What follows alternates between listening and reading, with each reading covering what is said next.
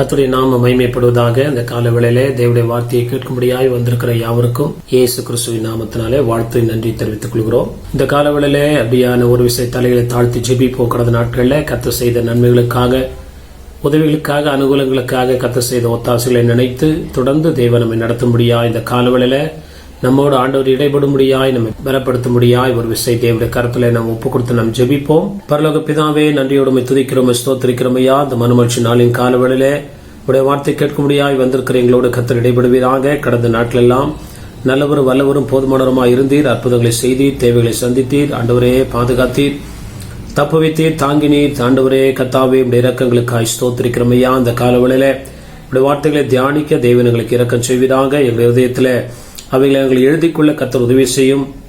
நம்முடைய வார்த்தைகளை விசுவாசிக்க ஒப்புக் கொடுக்க ஆண்டவரே, அதனால் வருகிற ஆசீர்வாதங்களை எங்களை பெற்று அனுபவிக்க சாட்சியா இருக்க கர்த்தர் கிருபை செய்வீராக.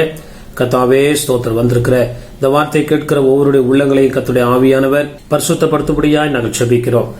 எங்களை தாழ்த்தி ஒப்புக் கொடுக்கிறோம். உடைய நல்ல நாமம் மகிமைப்படட்டும். கர்த்தர் எங்களோடு தீர்க்க தரிசனமாய் பேசுவீராக.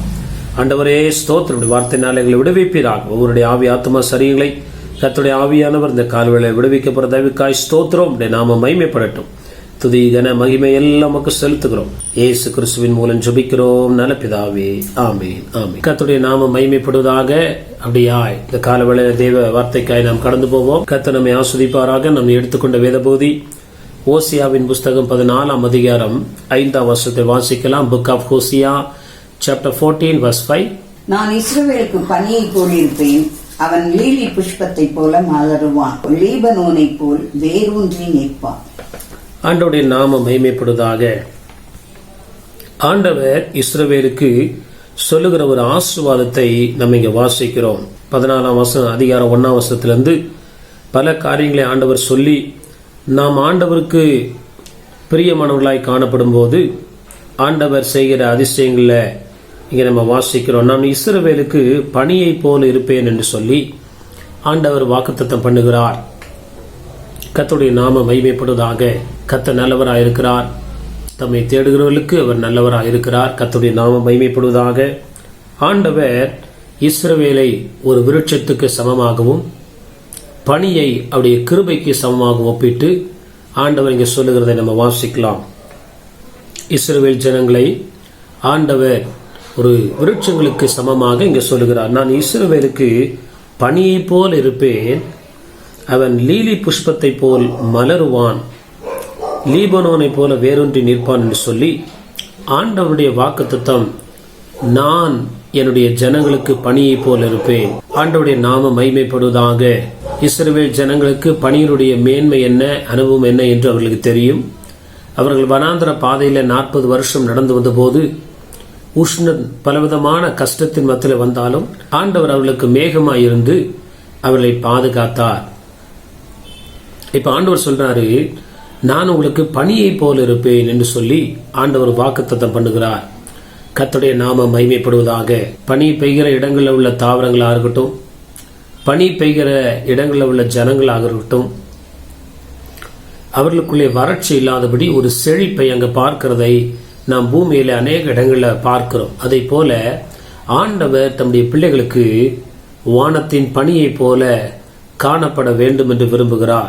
நமக்கு அனுகூலமாக, சாதகமாக, இணக்கமாக நம்மை ஆஸ்வதிக்கும் பொருட்டாய் அவர் நம்மோடு இருக்க கர்த்தர் சுத்தமுள்ளவராய் இருக்கிறார் என்பதை அறிந்து கொள்வோமாக.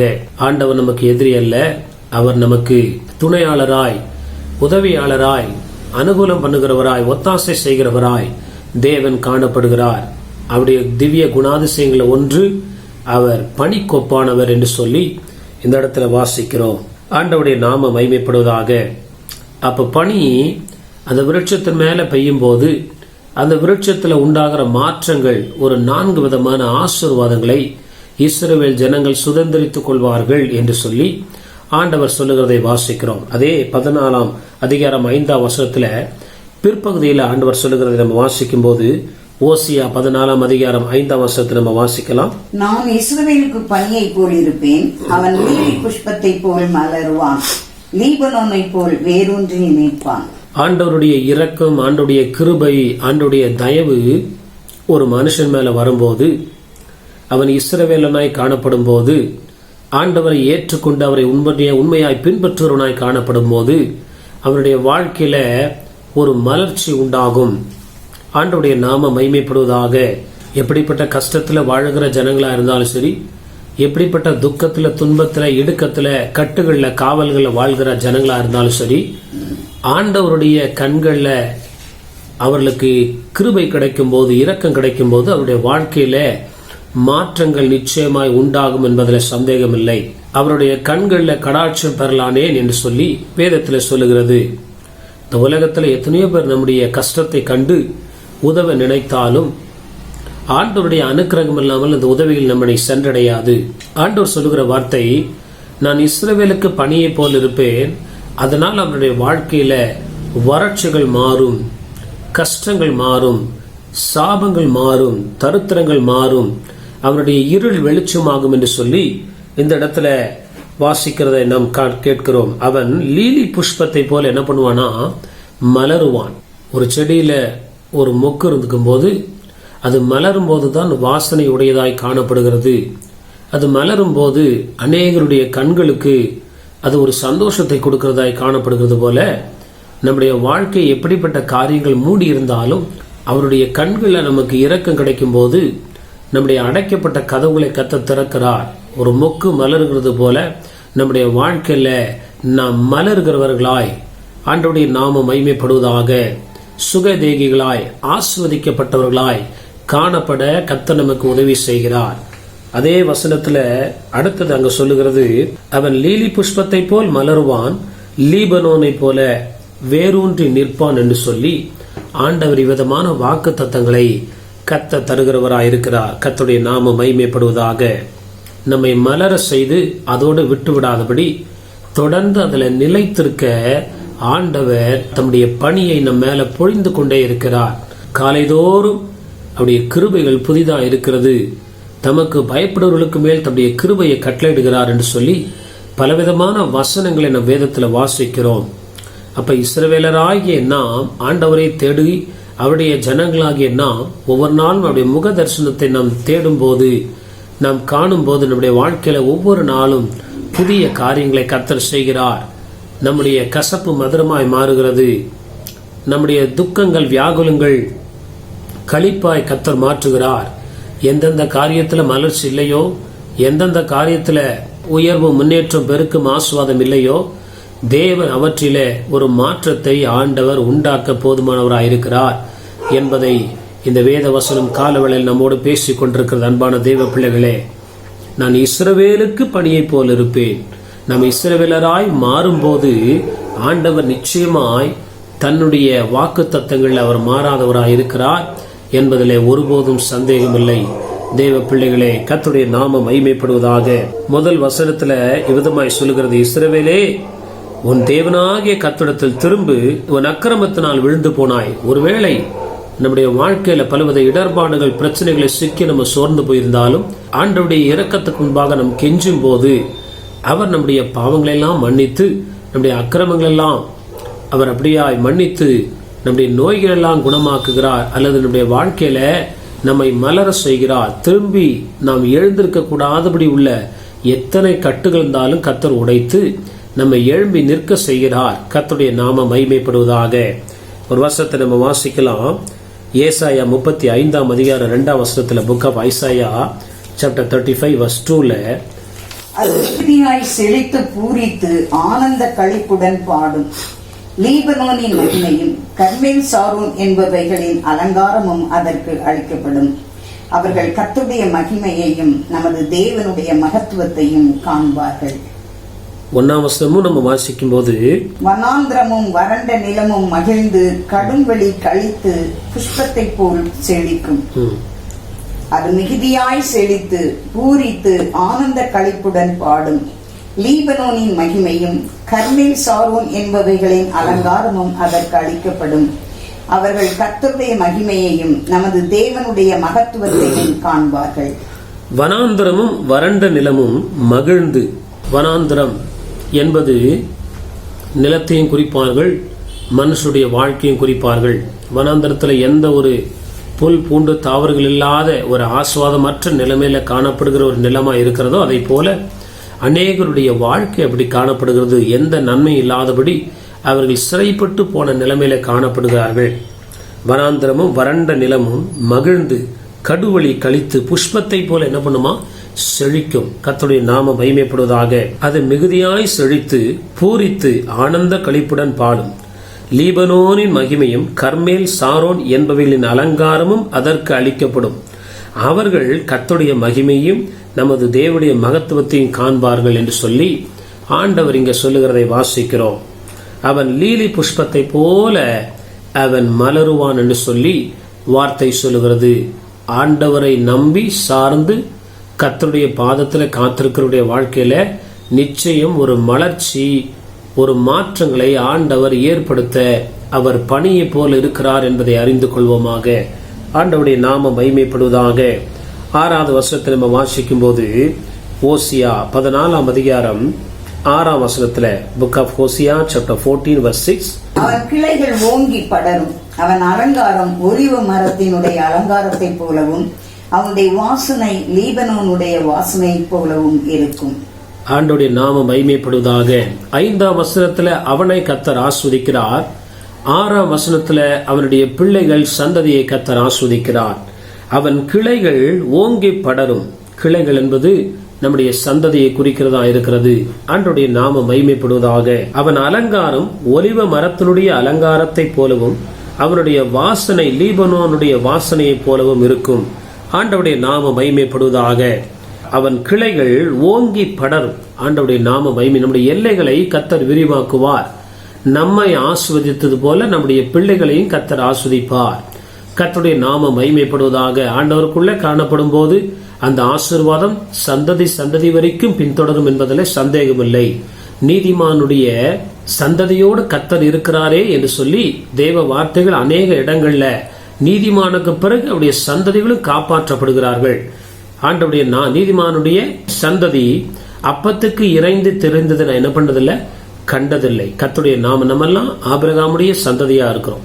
அப்ப ஆபிரகாமுக்கு தந்த அதே வாக்கு தத்தங்கள் அவருடைய பின் சந்ததியான ஈசாக்கு, யாக்கோபு, யோசேப்பு எல்லாருடைய வாழ்க்கையில ஆண்டவர் நிறைவேற்றுவதை போல இந்த நாட்கள்ல நாம் உண்மையான இஸ்ரவேலனாய் காணப்படும் போது அந்த ஆசீர்வாதங்கள் நம்முடைய சந்ததி வழியாய் அது தொடர்ந்து படரும் என்பதில் சந்தேகமில்லை என்பதை அறிந்து கொள்வோமாக. நிறைய பேர் பிள்ளைங்களுக்காக சொத்து சேர்த்து வைக்கிறாங்க, நல்லது, அது தவறு கிடையாது. ஆனா பரத்திலிருந்து தேவன் நம்மை கண்ணோக்கி நம்முடைய பிள்ளைகளை ஆதரிக்கிறவராக இருக்கிறார். நம்முடைய பிள்ளைகள் மேலேயும் அவர் அனாதியா என்றென்றைக்கும் இருக்கிறார் என்று சொல்லி வசனம் சொல்லுகிறது. ஆண்டவருடைய நாம மகிமைப்படுவதாக. அன்பான தேவ பிள்ளைகளே, நாம் தேவனுக்காய் வைராக்கியமாய் நிற்கும் போது நம்முடைய கிளைகளை அவர் படர செய்கிறார் என்பதில் சந்தேகமில்லை. ஒரு வசனத்தை நம்ம வாசிக்கலாம். ஆண்டவருடைய நாமம் மகிமைப்படுவதாக. சங்கீதத்தின் புஸ்தகம் 52ஆம் அதிகாரம் 8ஆம் வசனத்தை வாசிக்கும் போது, புக் ஆஃப் சாம்ஸ் சாப்டர் 52:8, நானோ தேவனுடைய ஆலயத்தில் பச்சையான ஒலிவ மரத்தை போல் இருக்கிறேன், தேவனுடைய கிருபையை என்றென்றைக்கும் நம்பி இருக்கிறேன். ஆண்டவருடைய நாம மகிமைப்படுவதாக. இந்த இடத்துல தேவனுடைய வார்த்தை விதமாய் சொல்லுகிறது, நானும் தேவனுடைய ஆலயத்தில் பச்சையான ஒலிவ மரத்தை போல் இருக்கிறேன். ஓசியா 14:6, அவன் கிளைகள் ஓங்கி படரும், அவன் அலங்காரம் ஒலிவ மரத்தினுடைய அலங்காரத்தை போலவும் அவனுடைய வாசனை லீபனோனுடைய வாசனையை போலவும் இருக்கும். ஒலிவ மரத்தை ஆண்டவர் இங்கு ஒப்பிட்டு சொல்லுகிறார். ஆண்டவருடைய நாம ஒலிவ கன்றுகள் என்று சொல்லுகிறார். கர்த்தருடைய நாம உன் பிள்ளைகள் உன் பந்தியை சுற்றிலும் எப்படி இருப்பாங்களாம், ஒலிவ மர கன்றுகளை போல என்ன பண்ணுவாங்க, இருப்பார்கள். ஒலிவ மரம் உறுதியானது மட்டுமல்ல, ஏர் பியூரிஃபையர். நிறைய அநேக ஆசீர்வாதங்கள் ஒலிவ மரத்துல, ஒலிவ இலையில, ஒலிவ எண்ணெயில ஆண்டவர் வச்சிருக்கிறார். ஆண்டவருடைய நாம மகிமைப்படுவதாக. அப்ப அன்பான தேவ பிள்ளைகளே, கர்த்தர் நம்மை ஆஸ்வதிக்கிறது போல நம்முடைய பிள்ளைகள், அநேகருக்கு கவலை, என் பிள்ளைகளுடைய வாழ்க்கை எப்படி இருக்கும், அதை நான் பார்த்துட்டு தான் மறிக்கணும். உன் பிள்ளைகளின் பாலிகளின் வாழ்வை காண்பாயின் வசனம் சொல்லுகிறதே, அது என்னைக்கு என் வாழ்க்கையில் நடக்கும்னு சொல்லி. நாம் சுத்த இஸ்ரவேலராய் காணப்படும் போது ஆண்டவர் நமக்கு நன்மை செய்கிறது போல நம்முடைய பிள்ளைகளுடைய வாழ்க்கையும் ஆஸ்வதிப்பது உண்மை என்பதை நாம் அறியத்தக்க விதத்துல கர்த்தர் அதை நமக்கு வெளிப்படுத்த வலிமுடையவராயிருக்கிறார் என்பதில் சந்தேகமில்லை. பிள்ளைகளுக்காய் சொத்து சேர்த்து வைக்கணும், நல்ல ஸ்கூல்ல படிக்க வைக்கணும், நல்ல வேலையை வாங்கி தரணும், எல்லாம் உண்மை. ஆனா அதுக்கு மேல நம்முடைய பிள்ளைகளின் பிள்ளைகளை ஆசீர்வதிக்கிறவர் நம்முடைய தேவன் என்பதை அவர்களுக்கு சொல்லித்தர வேண்டும். அந்த பாதையில் அவர்களை நடத்தும் போது அவர்கள் ஒலிவு மர கன்றுகளைப் போல அவர்கள் நமக்கு பிற்காலத்தில் நிழலாய், உதவியாய், அனுகூலமாய் காணப்படுகிற விதத்துல ஆண்டவர் அவர்களை ஆஸ்வதிப்பார். சில குடும்பத்தில் அப்பா நல்ல வேலையில இருப்பாங்க, பிள்ளைங்க வேலை இல்லாம இருப்பாங்க. அது பார்க்க ஒரு மாதிரி கஷ்டமா இருக்கும். ஆனா ஆண்டவர் அதை மாற்றி கர்த்தர் அவர்களை ஆஸ்வதிக்க வல்லமுடையவராக இருக்கிறார். ஆண்டவருடைய நாம மகிமைப்படுவதாக. இந்த வார்த்தைகளின்படி நாம் ஒப்பு கொடுக்கும் போது நம்முடைய வாழ்க்கையில இப்படிப்பட்ட நன்மைகளை நாம் அனுபவிக்க, நம்முடைய பிள்ளைகள் உயர்ந்து சிறந்து மேலோங்கி இருக்கிறதை காண ஆண்டவர் நமக்கு அனுகூலமாய் உதவியாளராக இருக்கிறார் என்பதில் சந்தேகமில்லை. ஆண்டவருடைய நாம மகிமைப்படுவதாக. மூன்றாவது ஒரு ஆசீர்வாதத்தை தேவன் இங்கு சொல்லுகிறார். ஓசியாவின் புஸ்தகம் 14ஆம் அதிகாரம் 7ஆம் வசனத்துல, book of Hosea chapter 14 verse 7. ஓசியா 14ஆம் அதிகாரம் 7ஆம் வசனம். அவன் நிழலில் இருக்கிறவர்கள் திரும்புவார்கள், தானிய விளைச்சலை போல செழித்து திராட்சை செடிகளை போல படருவார்கள். அவன் வாசனை லீபனோனுடைய திராட்சை ரசத்தின் வாசனை போல இருக்கும். மூன்றாவது, நாம் ஒரு நல்ல இஸ்ரவேலனாய் காணப்படும் போது, கபடற்ற உத்தம இஸ்ரவேலனே என்று சொல்லி நாத்தான் வேலை பார்த்து ஆண்டவர் சொல்லுகிறதை நம்ம வாசிக்கிறோம். தேவனுக்கு பயந்த இஸ்ரவேலனாய் நாம் காணப்படும் போது நம்முடைய பிள்ளைகள் மாத்திரமல்ல, நம்மோடு கூட பிறந்தவர்கள் அவர்களும் ஆஸ்வதிக்கப்பட, நம்மால அவர்கள் போஷிக்கப்படுகிற விதத்துல கர்த்தரை உயர்த்த வல்லவராக இருக்கிறார். ஆண்டவருடைய அவன் நிழலில் குடியிருக்கிறவர்கள் திரும்புவார்கள். ஆண்டவருடைய நாம மகிமைப்படுவதாக. நம்ம எல்லாருக்கும் ஒரு ஆசை, நம்ம ரிலேஷன்ஸ் எல்லாம் கஷ்டப்படுறாங்க, எத்தனை பேர் உதவியேற்று இருக்கிறாங்க.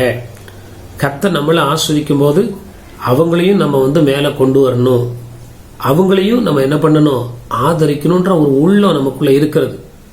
சரி, நமக்கு தெரிஞ்சு எத்தனையோ நம்முடைய சகோதர சகோதரிகள், சபையார், இறைஞ்சிற பந்துக்கள், நண்பர்கள் கஷ்டப்படுறாங்களே.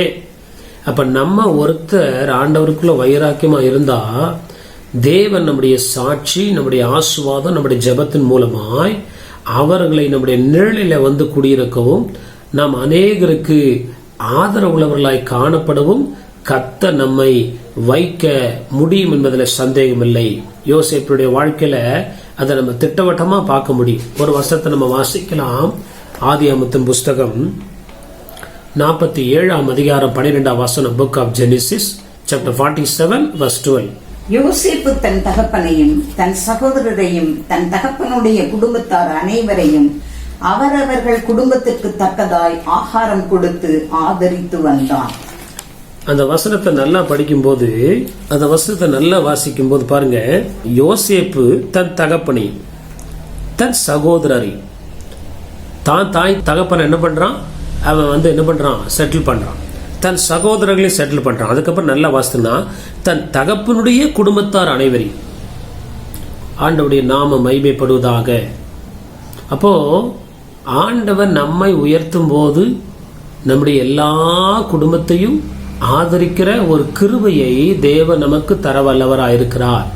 ஒரே ஒரு ஆள் ஆண்டவருக்குள்ள ஸ்ட்ராங்கா இருந்தா அவன் மூலமாய் அவனை சேர்ந்த ஒவ்வொருவரும் அந்த நிழலுக்குள்ளாய் வரும்படி கர்த்தர் அனுக்கிரகம் பண்ணுகிறார்.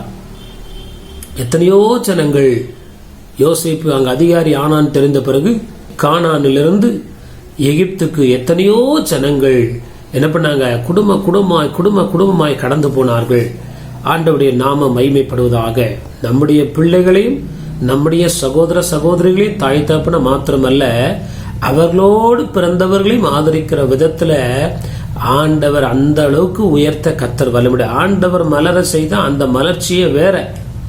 ஆண்டவருடைய நாம மகிமைப்படுவதாக. அன்பான தேவ பிள்ளைகளே, ஆண்டவரே என்னை மலர செய்வீராக என்று சொல்லி ஆண்டவருடைய பாதத்துல நாம் அமரும் போது ஒரு நாட்கள் வரும், மூடி இருக்கிற நம்முடைய வாழ்க்கையை ஆண்டவர் மலர செய்து அதோடைய வாசனை அநேகர் அனுபவிக்கத்தக்க விதத்துல நம்முடைய வாழ்க்கை கர்த்தர் ஆஸ்வதிக்க உண்மையுள்ளவராக இருக்கிறார் என்பதில் சந்தேகமில்லை. ஆண்டவருடைய நாம மகிமைப்படுவதாக. கர்த்தருடைய நாம மகிமைப்படுவதாக. யோசேப்பு தன் தகப்பனையும் தன் சகோதரரையும் தன் தகப்பனுடைய குடும்பத்தார் அனைவரையும் அவரவர்கள் குடும்பத்திற்கு தக்கதாய் ஆகாரம் கொடுத்து ஆதரித்து வந்ததை போல இந்த பஞ்ச நாட்களிலேயும் நம்மை தேவன் அப்படி உயர்த்த சுத்தமுள்ளவராயிருக்கிறார் என்பதை மறந்துவிட வேண்டாம். கர்த்தருடைய நாம மகிமைப்படுவதாக. அன்பான தேவ ஜனமே, படிப்பு எந்த ஒரு பெரிய அனுபவம் இல்லாத ஒரு யோசேப்பை கொண்டு தன் முழு குடும்பத்தையும் ஆதரிக்கிற அளவுக்கு கர்த்தர் உயர்த்த முடியும் என்றால், உங்களை என்னையும் கொண்டு தேவன் அவன் தன்னுடைய குடும்பத்தை மாத்திரமல்ல எகிப்து தேசத்தையே ஆதரிக்கிற அளவுக்கு தேவன் அவனுக்கு ஞானத்தையும் கிருபையும் வல்லமையும் கொடுத்தது போல இந்த நாட்களில் அப்படிப்பட்ட ஆட்களை கர்த்தர் தேடுகிறார். உத்தம இஸ்ரவேலனாக யோசேப்பு காணப்பட்டான். உத்தம இஸ்ரவேலனாக நாமும் காணப்படும் போது ஆண்டவர் நமக்கு இஸ்ரவேலுக்கு பணியை போல் இருப்பார் என்பதை நம்முடைய வாழ்க்கையில அனுபவிக்க தேவன் அனுக்கிரகம் பண்ணுகிறார்.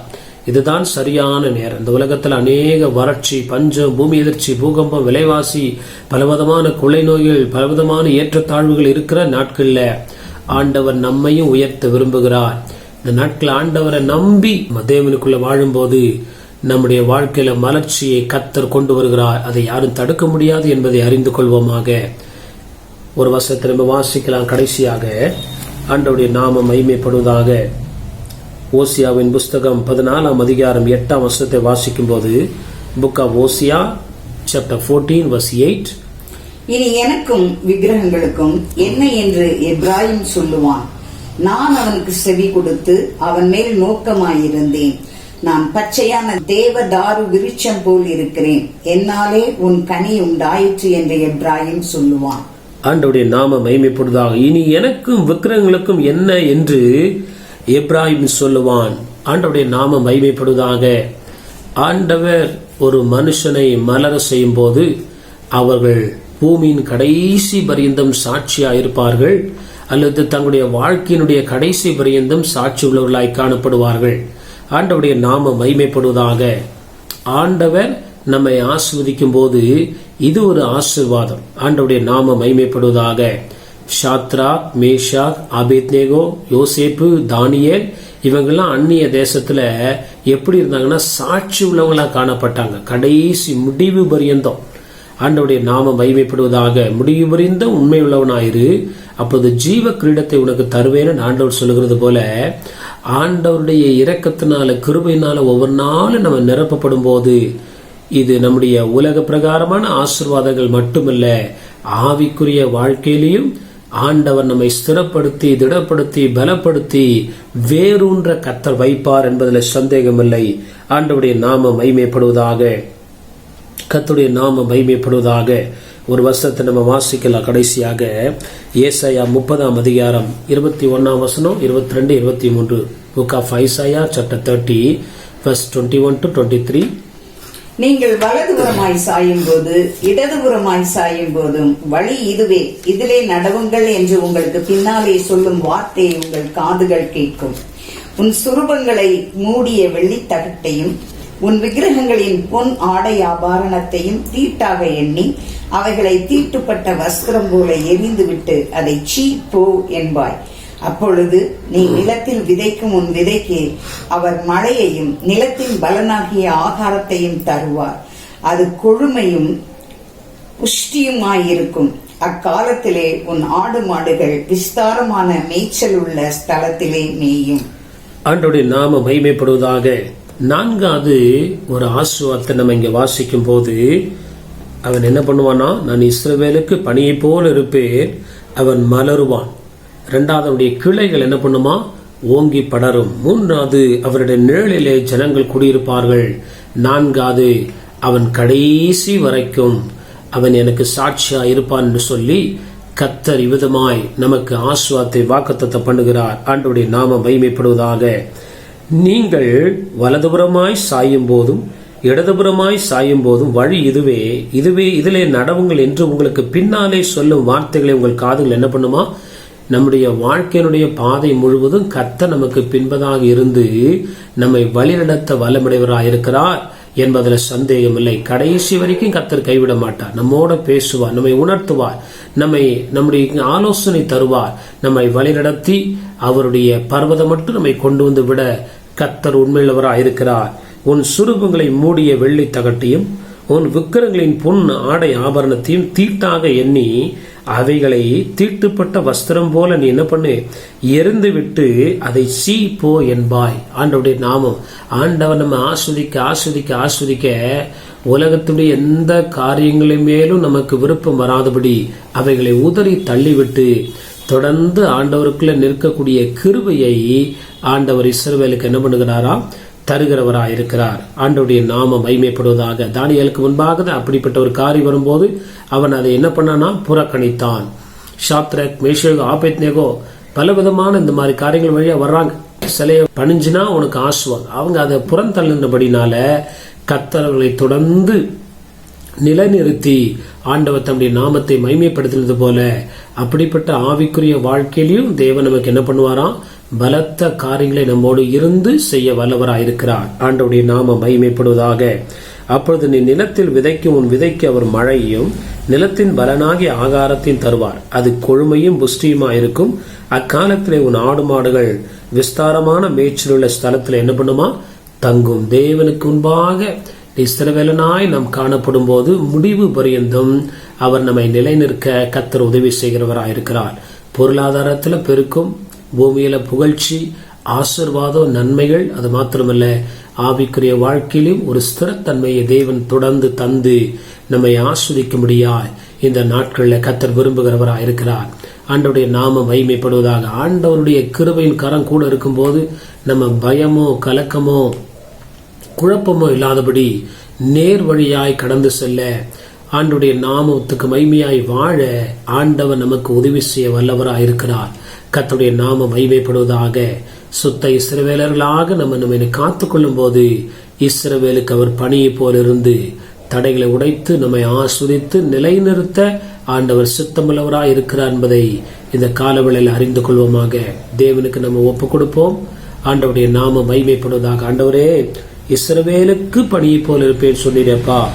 ஆண்டவரே, கடந்த நாட்கள் நாங்கள் தியானித்தது போல சுத்த இருதயமுள்ள இஸ்ரவேலருக்கு தேவன் நல்லவராக இருக்கிறார். எந்தெந்த விதத்துல நல்லவராக இருக்கிறார் என்று சொல்லி ஆண்டவரே, இந்த நாட்களிலும் பல விதங்கள்ல நீர் எங்களோடு பேசி நம்முடைய இரக்கத்துக்காய் ஜெபிக்கிறோம் ஐயா. இந்த வார்த்தைகள் எங்களுடைய வாழ்க்கையில் ஆமென்றும் ஆமென் என்று நிறைவேறி இதை நாங்கள் அனுபவிக்க கர்த்தர் இரக்கம் செய்வீராக. இந்த வார்த்தையை கேட்கிற ஒவ்வொருக்குள்ள விசுவாசத்தை தருவீராக. விசுவாசிக்கிறவர்கள் தேவனுடைய வார்த்தைக்கு பரிபூரணமாய் அர்ப்பணிக்கிற ஒரு கிருபையை கர்த்தர் தருவீராக. ஆண்டவரே, அர்ப்பணித்து தெய்வ ஆசீர்வாதங்களை பெற்று சாட்சியாய் வாழ, சாட்சி கொடுக்க, சாட்சி சொல்ல, அநேகரை ஆதாயப்படுத்த கர்த்தர் இரக்கம் செய்வீராக. எங்களை தாழ்த்தி இப்படிய கரத்துல ஒப்பு கொடுக்கிறோம். இந்த நாட்கள்ல கர்த்தாவே, அப்பா கர்த்தாவே ஸ்தோத்திரம் ஐயா. சோர்ந்து போயிருக்கிற ஒவ்வொரு இஸ்ரவேலருடைய வாழ்க்கையில் ஒரு மறுமலர்ச்சியை கொண்டு வருவீராக. இயேசுவின் நாமத்தினால ஆண்டவரே, இருள் வெளிச்சமாய் மாறட்டும். இயேசுவின் நாமத்தினால ஆண்டவரே, கண்ணீர் களிப்பாய் மாறட்டும் ஐயா. ஆண்டவரே ஸ்தோத்திர. கர்த்தர் இரக்கம் செய்வீராக. கர்த்தருடைய நல்ல நாம மகிமைப்படட்டும். உடைய வார்த்தை விசுவாசிக்கிறவர்களுக்கு அதை நீர் அப்படியே செய்கிறீர். அதற்காய் ஜெபிக்கிறோம். ஹல்லேலூயா. எந்த மனுஷனையும் மேன்மைப்படுத்த உமால கூடும். அவனுடைய தெய்வ பிள்ளைகளுடைய குடும்பங்கள்ல இப்படிப்பட்ட ஒரு மறுமலர்ச்சியை நாங்கள் காண கர்த்தர் இரக்கம் செய்யும். துதி கன மகிமை எல்லாம் நமக்கு செலுத்துகிறோம். இயேசு கிறிஸ்துவின் மூலம் ஜெபிக்கிறோம் நல்ல பிதாவே. ஆமேன், ஆமேன். என் ஆத்மாவே கர்த்தரை ஸ்தோத்ரி, என் முழுமே பரிசுத்த நாமத்தை ஸ்தோத்ரி. என் ஆத்மாவே கர்த்தரை ஸ்தோத்ரி, கர்த்தர் செய்த சகல உபகாரங்களையும் மறவாதே. ஆமேன், ஆமேன். நம்முடைய கர்த்தராகிய இயேசு கிறிஸ்துவின் கிருபையும் பிதாவாகிய தேவனுடைய அன்பும் பரிசுத்த ஆவியானவருடைய அருள்மைக்கும் சமாதானம் சந்தோஷமும் இன்றும் என்றும் அனைவரோடும் நம்மோடும் நம்முடைய குடும்பங்களோடும் நம்முடைய ஊழியங்களோடும் கர்த்தருடைய வருகை விருந்து நிலைத்திருப்பதாக. ஆமேன், ஆமேன். ஹல்லேலூயா, ஹல்லேலூயா, ஹல்லேலூயா. கர்த்தர் நம்மை ஆசீர்வதிப்பாராக. ஆண்டவருடைய நாமம் மகிமைப்படுவதாக. எங்களுக்காக இந்த ஊழியங்களுக்காய் தொடர்ந்து ஜெபித்துக் கொள்ளுங்கள்.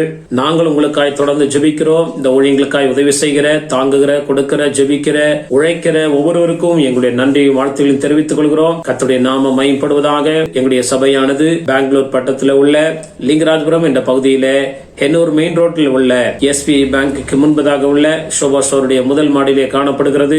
முதல் ஆராதனை காலை 7 மணி முதல் 8:30 மணி வரை உள்ளது. பின்பு 9 மணி முதல் 10 மணி வரை youth meeting, Sunday class, adult class போன்ற ஊழியங்கள் இருக்கிறது. 10 மணி முதல் 11:30 மணி வரை இரண்டாவது ஆராதனை இருக்கிறது. வார நாட்கள்ல செவ்வாய்க்கிழமை பைபிள் ஸ்டடி இருக்கிறது. மாலை 7 மணி முதல் 8 மணி வரை முடிந்தவர்கள் கலந்து கொண்டு கர்த்தருடைய ஆசீர்வாதத்தை பெற்றுக் கொள்ளுங்கள். அதே போல சனிக்கிழமை காலை 10 to 12 மணி வரை உபவாச கூட்டம் இருக்கிறது.